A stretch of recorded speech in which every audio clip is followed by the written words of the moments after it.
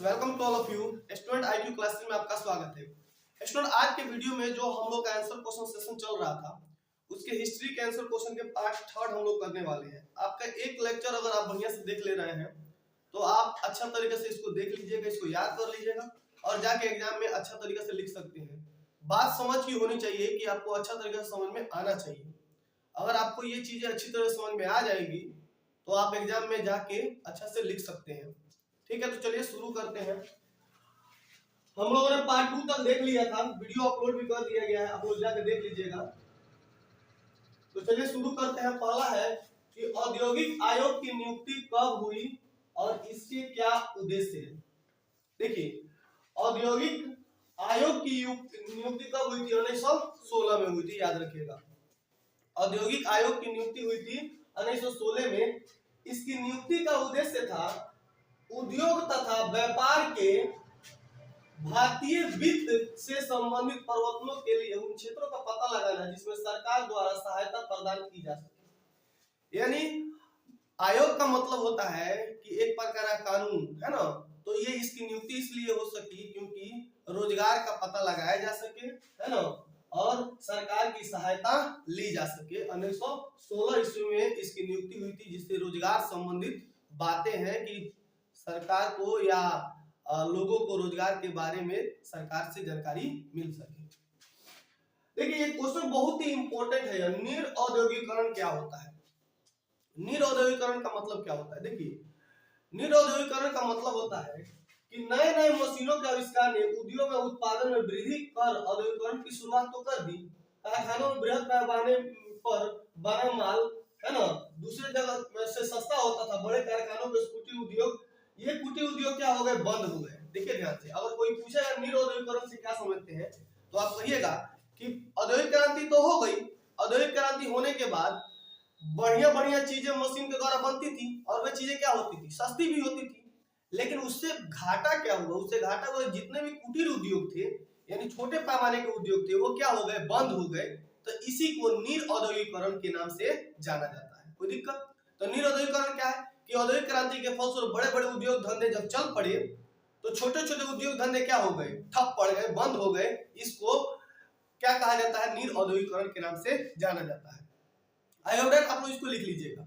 निरौद्योगीकरण का मतलब होता है छोटे छोटे उद्योग ठप पड़ गए, बड़े बड़े उद्योगों के सामने बड़े बड़े उद्योग मशीनों से बनने वाले वस्तुएं सस्ती हुआ करती थी जिन्होंने इस पर बहुत ज्यादा प्रभाव डाला। ठीक है, फैक्ट्री प्रणाली के विकास के किन्हीं दो कारणों को लिखें। देखिए, फैक्ट्री प्रणाली के विकास का पहला प्रमुख कारण था मशीनों एवं नए नए का आविष्कार। साथ ही इन फैक्ट्रियों में काम करने वाले भारतीयों को मजदूरों की उपलब्धता इसके विकास की राह को आसान बना दिया। यानी फैक्ट्री प्रणाली के विकास का दो कारण था कि नए नए मशीनों का आविष्कार हुआ जिससे उत्पादन क्षमता बढ़ी और इसने मजदूरों को भी प्रभावित किया कि मजदूरों की आवश्यकता बहुत ज्यादा मात्रा में पड़ने लगी। तो फैक्ट्री प्रणाली के विकास का दो कारण था कि मजदूरों की संख्या में वृद्धि हुई और नए नए मशीन कारखानों क्या हुई? तो वृद्धि हुई। ठीक है, अगला क्वेश्चन,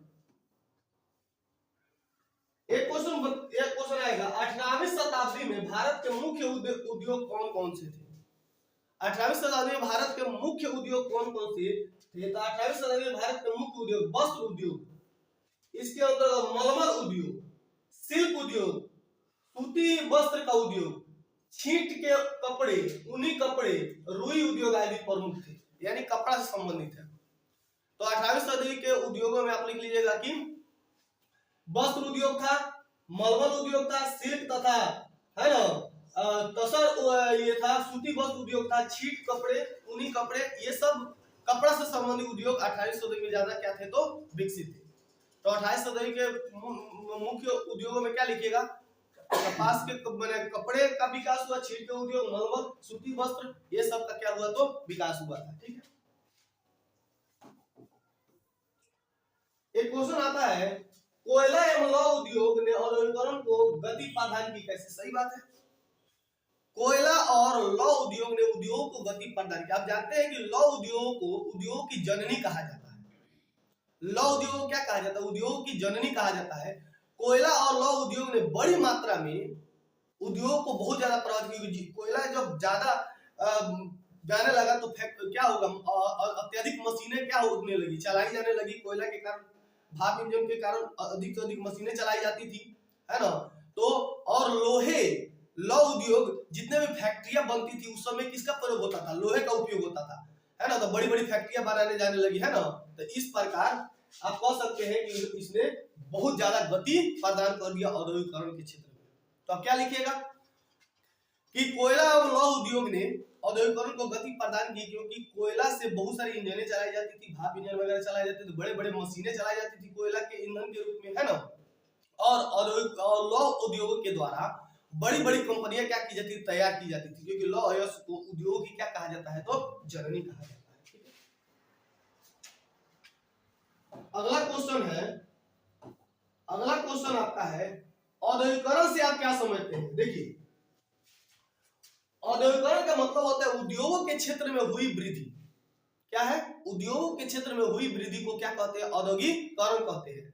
नए नए मशीनों, नए नए कल कारखानों के विकास ने उद्योग के क्षेत्र में क्रांति ला दी, है ना, जिससे कोई भी वस्तुएं क्या होती थी, सस्ती मात्रा में बाजार में उपलब्ध हुआ करती थी, है ना। लोग उसे खरीद पाने में क्या होते थे, तो सक्षम हो पाते थे, समझ रहे हो। और बड़े पैमाने में इसका विकास, और मशीनों से बनी वस्तुएं क्या होती थी, अच्छी भी होती है और सस्ती भी होती थी, है ना। तो यही कारण है कि औद्योगिकरण का मतलब उद्योग के क्षेत्र में विकास। नए नए और औद्योगिक क्रांति कहां से शुरू हुई थी, इंग्लैंड से। कहां शुरू हुई थी, इंग्लैंड से। औद्योगिक क्रांति आपकी इंग्लैंड से शुरू हुई थी, याद रखिएगा, ठीक है। अगला क्वेश्चन है कि भूमंडलीकरण। अच्छा, भूमंडलीकरण का मतलब क्या होता है, एक वर्ड आता है भूमंडलीकरण से आप क्या समझते हैं। देखिए सुनो, भूमंडलीकरण का मतलब होता है कि बहुत ज्यादा मात्रा में, है ना, मतलब कि इस संसार की सारी वस्तुएं एक आम बाजार में खरीदने के लिए क्या हो, तो मौजूद हो, जिससे पूरा विश्व आपस में क्या हो जाए, कनेक्ट हो जाए, पूरा विश्व आपस में क्या हो जाए, कनेक्ट हो जाए। तो इसको कहा जाता है भूमंडलीकरण। भूमंडलीकरण का मतलब होता है पूरे विश्व की वस्तुएं, है ना, एक आम बाजार में मिलने के लिए तैयार हो जाए और लोग वहां पे खरीद सके और सारा विश्व आपस में कनेक्ट होकर व्यापार व्यवसाय करने लगे। सारा विश्व आपस में व्यापार व्यवसाय करने लगे, पूरी दुनिया एक गांव के रूप में उभर के सामने आ जाए। इसे क्या कहते हैं, तो भूमंडलीकरण कहते हैं। तो भूमंडलीकरण बनने के प्रक्रिया में सहायक चार कारण, तो भूमंडलीकरण बनने की प्रक्रिया में सहायक चार कारण, एक था तो व्यापार, सारे देश मिलकर आपस में क्या करने लगे, तो व्यापार करने लगे, है ना। उसके बाद से दूसरे स्थान से जाना, पूंजी का वैश्विक आजादी, और सरकार ने पूंजी को भी अलाउ कर दिया, सारे जगह में पूंजी लोगों को मिल जाती थी, बड़े बड़े उद्योगपतियों को पूंजी उपलब्ध कराए देते, तो पूरा विश्व एक गांव के रूप में उभर के सामने आ गया। इसको क्या कहते हैं, भूमंडलीकरण। नेक्स्ट क्वेश्चन देखिएगा, कैनाल कॉलोनी अथवा नहर बस्ती क्या थी। देखिए, नाम से ही स्पष्ट है, कैनाल, कैनाल बना होता है नहर। तो देखिए, जब औद्योगिकरण का विकास हुआ तो लोग, है ना, अधिकतर नहरों के किनारे यानी कैनाल के किनारे अपनी बस्ती बना के रहने लगे, जिससे उनको काफी ज्यादा सुविधा मिलती थी नहरों के किनारे, है ना। पानी की सुविधा, है ना, पानी गिराने की सुविधा, ये सभी चीजें उन लोगों को उपलब्ध कराई जाती थी। तो कहा है भारत की अंग्रेजी सरकार ने अर्ध रेगिस्तानी भूमि को उपजाऊ बनाने के लिए नहरों का जाल बिछा दिया है। ये भी समझिएगा, भारत की अंग्रेजी सरकार ने जहां पे रेगिस्तान थोड़ा मोड़ा था वहां पे उपजाऊ बनाने के लिए नहरों का जाल बिछा दिया, ताकि निर्यात के लिए गेहूं और कपास की खेती की जा सके। नई शहरों वाले प्रदेशों में पंजाब के अन्य स्थानों के लोगों को लाकर बसाया, उनकी बस्तियों को क्या कहा जाता है, तो कैनाल कॉलोनी कहा जाता है, ठीक है ना। यानी वहां पे लोगों को लाकर क्या किया, बसा दिया। यानी कह सकते हैं कि भारत सरकार ने जहां पे अर्ध रेगिस्तानी भूमि थी वहां पे नहरों का जाल बिछा दिया, बहुत ज्यादा मात्रा में नहर निकाल दिया और वहां पे लोगों को लाके बसा दिया, ताकि वहां से कृषि की जा सके, गेहूं इत्यादि की कृषि की जा सके और उसका निर्यात किया जा सके, ठीक है।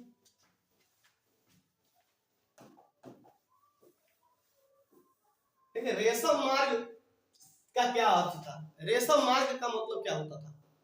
रेशम मार्ग, रेशम व्यापारिक केंद्रों के मध्य विकसित ऐसे मार्ग थे जो एशिया के विशाल भागों को परस्पर जोड़ने के साथ ही यूरोप तथा उत्तरी अफ्रीका से मिलते थे। देखिए, रेशम व्यापारी केंद्रों के मध्य विकसित ऐसे मार्ग थे जो एशिया के विशाल भागों को परस्पर जोड़ने के साथ ही यूरोप तथा उत्तरी अफ्रीका से जा मिलते थे। रेशम मार्ग कहलाते थे। कहां कहां से मिलते थे? ये क्या करते थे? एशिया के विशाल भागों को परस्पर जोड़ने के साथ साथ यूरोप तथा उत्तरी अफ्रीका को जा मिलते थे। उन्हें क्या कहलाते थे? रेशम मार्ग कहते थे।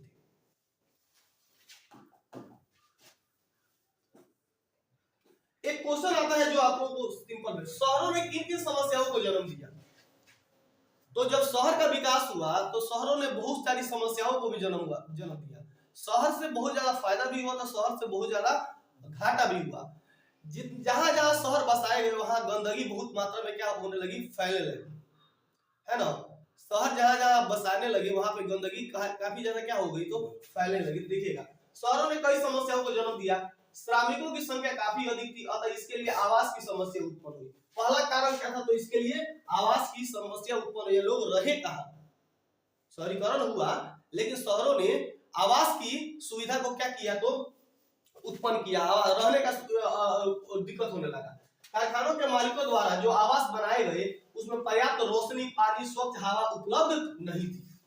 जो मतलब बिल्डर्स जैसे कि कारखाना जो बना के रूम देता था वहां पे स्वच्छ पानी, स्वच्छ हवा इत्यादि नहीं रहता था, तो एक समस्या थी। शहरों की आबादी बढ़ने के साथ साथ बेरोजगारी की समस्या भी बढ़ी। यानी शहरों की आबादी बढ़ने के साथ साथ किसकी समस्या बढ़ी? तो बेरोजगारी की समस्या भी बढ़ने लगी, है ना। बेरोजगारों के फलस्वरूप नकारात्मक प्रवृत्ति उत्पन्न, लोगों का नैतिक पतन हुआ, अपराध की प्रवृत्ति उत्पन्न हुई और अपराध भी धीरे धीरे क्या होने लगे? तो बढ़ने लगे। लोगों के नैतिक विचार क्या हो गए? तो चेंज हो गए। इस प्रकार शहरों ने अनेक समस्याओं को क्या किया? तो जन्म दिया। कोई दिक्कत?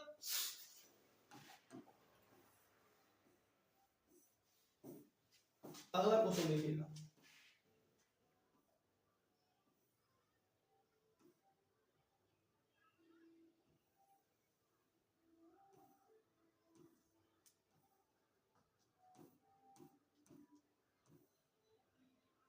इसमें क्वेश्चन नहीं आने वाला है, मैं बता रहा हूँ कौन क्वेश्चन आने वाला है।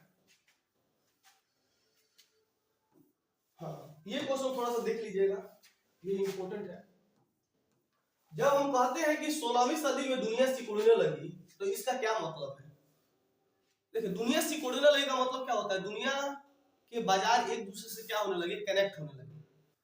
16वीं सदी में दुनिया सिकुड़ने लगी। दुनिया सिकुड़ने का मतलब थोड़ा है कि अब कोई ये रुई है सिकुड़ गया है, नहीं। दुनिया सिकुड़ने का मतलब होता है दुनिया आपस में क्या होने लगी? तो जुड़ने लगी। एक देश दूसरे देश के साथ क्या करने लगा? व्यापार व्यवसाय के माध्यम से, है ना, उससे हेर मेल करने लगा, जिसके कारण दुनिया आपस में सिकुड़ने लगी और एक दूसरे से क्या हो गई? तो कनेक्ट हो गई। इसका मतलब यही होता है। तो आपसे कहा जाएगा कि 16वीं सदी में दुनिया सिकुड़ने लगी, इसका मतलब 16वीं सदी में संसार के देश एक दूसरे के निकट आने लगे। क्या आने लगे थे? निकट आने लगे थे। उनके बीच आपसी आदान प्रदान बढ़ गया। इस प्रकार वे एक दूसरे पर क्या हो गए थे? तो निर्भर हो गए थे। यानी वे दोनों व्यापार के माध्यम से एक दूसरे से कनेक्ट हो गए थे और लग रहा था कि सभी देश एकदम नजदीकी हैं, कहीं जा सकते हैं, कहीं आ सकते हैं। उन देशों के नाम बताए जो ब्रिटेन से खाद्यान्न निर्यात करते थे। निर्यात का मतलब होता है, निर्यात का मतलब होता है भेजना। क्या करना होता है? भेजना। आयात का मतलब होता है हमारे देश में मंगवाना। तो अमेरिका, रूस तथा ऑस्ट्रिया ब्रिटेन को खाद्यान्न निर्यात करते थे। कौन कौन? अमेरिका, रूस तथा ऑस्ट्रिया ब्रिटेन को क्या करते थे? तो खाने की वस्तुएं भेजा करते थे, निर्यात किया करते थे।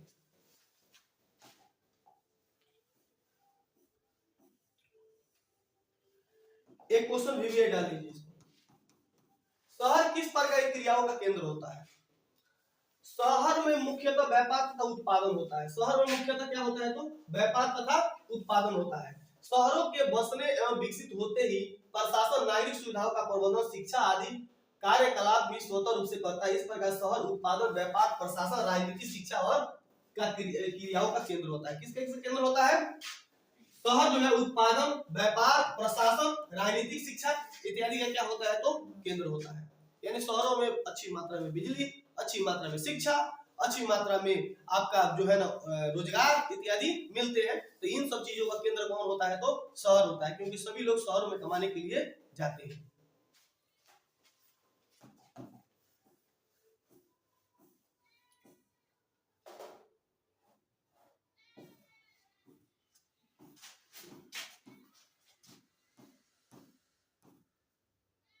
एक क्वेश्चन आता है,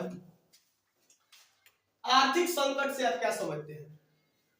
आर्थिक संकट का मतलब होता है रुपया, धन दौलत में कमी। देखिए, आर्थिक संकट तभी आते हैं जब, एक क्वेश्चन बताते हैं, औद्योगिकरण के में आने वाली ऐसी स्थिति जिसमें व्यापार, है ना, कृषि, उद्योग, ये तीन चीजें लिखिएगा, व्यापार, कृषि तथा उद्योग ठप पड़ जाते हैं, इसको क्या कहा जाता है? तो आर्थिक संकट कहा जाता है। देखिए, अर्थतंत्र के आने वाले वैसी स्थिति जब उसके तीनों आधार, तीन आधार कौन कौन होते हैं? व्यापार, कृषि और उद्योग क्या हो जाते हैं? ठप पड़ जाते हैं, उसे ही क्या कहते हैं? तो आर्थिक संकट कहते हैं। तो अर्थतंत्र में आने वाली ऐसी स्थिति जिसपे उसके तीनों आधार व्यापार, कृषि तथा उद्योग क्या पड़ जाते हैं? ठप पड़ जाते हैं, उसे क्या कहा जाता है? तो आर्थिक संकट कहा जाता है। तो बताइए आर्थिक संकट किसे कहते हैं? अर्थतंत्र में आने वाली ऐसी स्थिति जिसमें उसके तीनों आधार कृषि, व्यापार तथा उद्योग क्या पड़ जाते हैं? तो ठप पड़ जाते हैं, ऐसी स्थिति को क्या कहते हैं? तो आर्थिक संकट के नाम से जाना जाता है। यानी दुनिया में पैसे कमाने का तीन ही चीज है, यही तीन ही चीजें बन जाता है, बंद हो जाएगी तो क्या आ जाएगा? आर्थिक संकट आ जाएगा। अगला क्वेश्चन है प्रेस, संस्कृति तथा राष्ट्रवाद। देखिए, प्रेस का विकास हुआ तो बहुत अच्छा काम हुआ, प्रेस के माध्यम से दुनिया की हाल खबर लोगों के द्वारा पहुंचने लगी।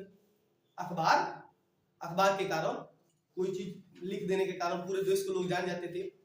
और प्रेस के माध्यम से राष्ट्रवाद की क्या हो गया? विकास हो गया, क्योंकि एक घटना कहीं पे घटती थी, लोग उसके माध्यम से सभी जानकारी ले लेते थे और क्या हो जाते थे? अवगत हो जाते थे, सचेत हो जाते थे प्रेस के माध्यम से। और इससे संस्कृति पर भी प्रभाव पड़ा प्रेस के माध्यम से। तो देखिए क्या है, एक क्वेश्चन आता है, वर्नाक्युलर एक्ट क्या था? वर्नाक्युलर एक्ट क्या था? एक्ट माने होता है कानून, एक्ट माने क्या होता है? कानून। तो वर्नाक्युलर एक्ट क्या था?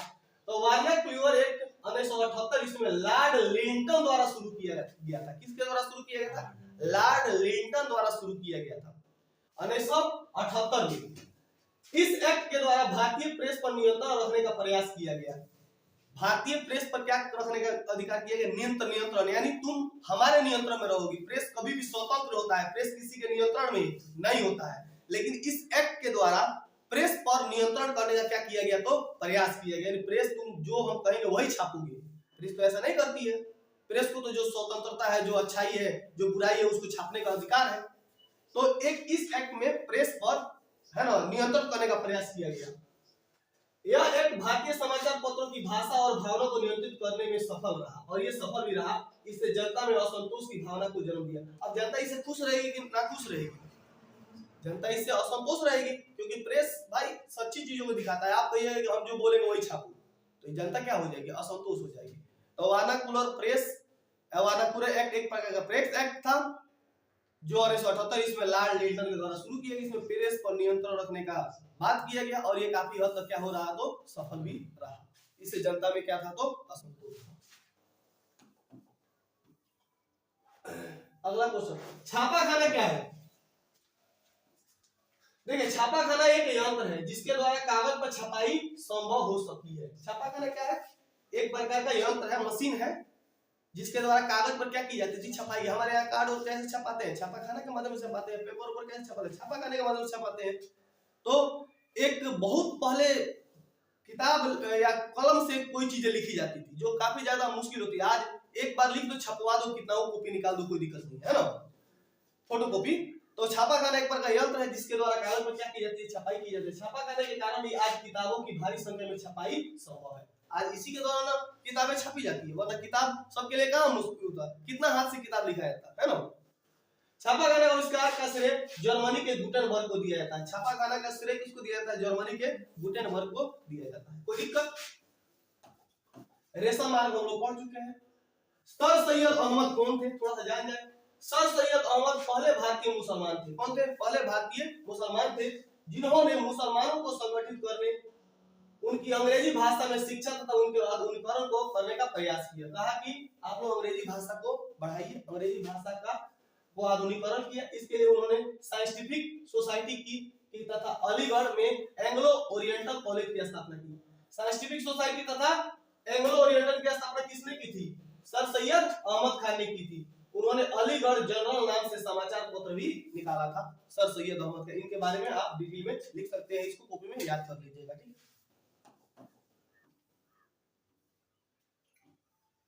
गुटेनबर्ग कौन था? एक क्वेश्चन आता है, गुटेनबर्ग कौन था? गुटेनबर्ग जर्मनी के मेंज नगर में कृषि की जमींदारी व्यापारी परिवार में जन्म लिया था। गुटेनबर्ग कौन था? तो एक कृषक व्यापारी में जन्म लिया था, एक व्यक्ति था। गुटेनबर्ग कौन था? एक व्यक्ति था जो कहां पे जन्म लिया था? जर्मनी के मेंज नगर में। कौन नगर में? मेंज नगर में जन्म लिया था। गुटेनबर्ग ने हैंड प्रेस नामक मुद्रण यंत्र बनाया था। हैंड प्रेस नामक मुद्रण यंत्र बनाया था जिससे सुंदर, सस्ता और शीघ्र छपाई करना संभव हुआ। यानी छापाखाना का विकास किसने किया? तो गुटेनबर्ग ने ही किया था। छापाखाना मशीन का वस्तुतः छापाखाना के आविष्कार का श्रेय गुटेनबर्ग को ही जाता है। तो गुटेनबर्ग कौन था? एक प्रकार का व्यक्ति था जिसका जन्म जर्मनी में हुआ था, जर्मनी के मेंज नगर में हुआ था। इसने छापाखाना का विकास किया था जिससे कि आज किताबें छापना क्या हो गया है? तो संभव हो गया है, ठीक है। मार्टिन लूथर कौन था? भाई मार्टिन लूथर के बारे में कौन नहीं जानता है? ये बहुत ज्यादा काले व्यक्ति थे, है ना, मार्टिन लूथर किंग। और आप विश्व इतिहास में क्यों प्रसिद्ध है? मार्टिन लूथर ने रोमन कैथोलिक चर्च की कुरीतियों की आलोचना करते हुए अपनी 95 स्थापनाएं ली थी। Martin Luther king Roman Catholic, देखिए रोमन कैथोलिक में बहुत ज्यादा बुराइयां थी जिसको उजागर किसने किया था? मार्टिन लूथर किंग ने किया था। उसने चर्च को इसके माध्यम से शासन करने की चुनौती दी। लूथर के लेख आम लोगों से काफी ज्यादा लोकप्रिय हुए। लूथर ने धर्म सुधार आंदोलन की शुरुआत की जिसके फलस्वरूप प्रोटेस्टेंटवाद का जन्म हुआ। इसको लिख लीजिएगा, याद कर लीजिएगा।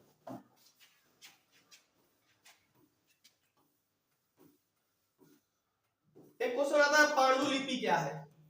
बाइबिल क्या है? आप जानते हैं कि बाइबिल ईसाइयों का क्या है? तो धर्म ग्रंथ है ना। बाइबिल क्या है? ईसाइयों का धर्म ग्रंथ है ना।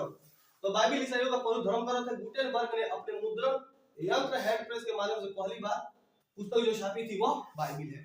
गुटेनबर्ग में पहली बार जो पुस्तक छापी थी उसमें क्या छपा था? बाइबिल के बारे में छापा था। अपने हैंड प्रेस के माध्यम से छापाखाना से बाइबल को छापा था। तो बाइबल ईसाइयों का पवित्र धार्मिक ग्रंथ है, ये तो सब कोई जानता है। पांडुलिपि क्या है? तो हाथ से लिखी गई पुस्तकों को हम लोग क्या कहते थे? पांडुलिपि कहते थे। हस्तलिखित पुस्तकों को पांडुलिपि कहा जाता था। तो हस्तलिखित पुस्तकों को क्या कहते थे? तो पांडुलिपि कहते थे। छापाखाने के विकास के पहले, जब छापाखाने का विकास नहीं होता तो किताबें किससे लिखी जाती थी? हाथ से लिखी जाती थी, है ना। पांडुलिपि काफी नाजुक, पुरानी, महंगी एवं दुर्लभ होती थी। पांडुलिपि क्या होती थी? बहुत ही नाजुक होती थी, जल्दी फट जाती थी, है ना, और दुर्लभ होती थी और काफी ज्यादा कॉस्टली होती थी, है ना, लिखना संभव नहीं होता था। ये आम जनता के पहुंच के बाहर था। ये आम जनता के पहुंच के क्या था? बाहर था। छापाखाने के विकास के पहले पांडुलिपि ही पुस्तक का कार्य करती थी, ठीक है ना। पांडुलिपि हमारे पूर्वज के दुर्लभ ज्ञान का अक्षुण्ण भंडार थी। इसका अध्ययन करके आसानी से ज्ञान प्राप्त किया जा सकता था। तो हस्तलिखित पुस्तकों को क्या कहा जाता था? पांडुलिपि कहा जाता था, है ना। ये काफी ज्यादा क्या होती थी? दुर्लभ होती थी, नाजुक होती थी, है ना, जल्दी फट जाती थी। लेकिन इसमें बहुत बड़ी चीजें हमारे पूर्वज लिखते थे जिससे हमें ज्ञान प्राप्त होता है, ठीक है।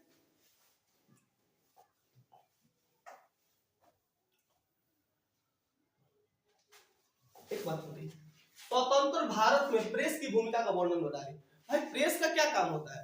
प्रेस की भूमिका हमारे समाज में बहुत ज्यादा है। यह भारत में प्रेस पत्रिका साहित्य, मनोरंजन, ज्ञान, विज्ञान, प्रशासन, राजनीति आदि को प्रत्यक्ष रूप से प्रभावित कर रहा है। यह ज्ञान की हर गतिविधियों को प्रभावित कर रहा है। आज प्रेस देश की जनता को नेता की कारगुजारियों, घोटालों और सरकारी नीतियों की खामियों से अवगत करा रहा है ना। यानी प्रेस ही है जो किसी भी जनता की बातों को सरकार द्वारा पहुंचाता है और सरकार की बातों को हम तक पहुंचाता है। कौन? प्रेस। अगर कोई घटना के बारे में चर्चा करना हो तो हम लोग पेपर में निकलवा देते हैं, पेपर के माध्यम से सरकार तक बातें चली जाती है और उनकी बातें हम तक पहुंच पाती है। किसके कारण? प्रेस के बारे में। तो प्रेस के बारे में नहीं लिख सकते, प्रेस के बारे में एक पन्ना लिख सकते हैं, है ना। यंग इंडिया समाचार पत्र के बारे में बताएं तो यंग इंडिया महात्मा गांधी के द्वारा शुरू किया गया था। आप जानते हैं कि यंग इंडिया अंग्रेजी में प्रकाशित समाचार पत्र था। इसका प्रकाशन 1919 में अहमदाबाद से किया गया था। इसके संपादक कौन थे? महात्मा गांधी थे। इसके माध्यम से महात्मा गांधी ने अपने विचारों और राष्ट्रवादी आंदोलन का प्रचार जन जन तक किया। तो यंग इंडिया एक प्रकार का समाचार पत्र था जो महात्मा गांधी ने शुरू किया था। कब शुरू किया था? 1919 में शुरू किया था। इसके माध्यम से अपनी बातों को वे जन जन तक क्या किए थे? तो पहुंचाए थे। किसने? महात्मा गांधी।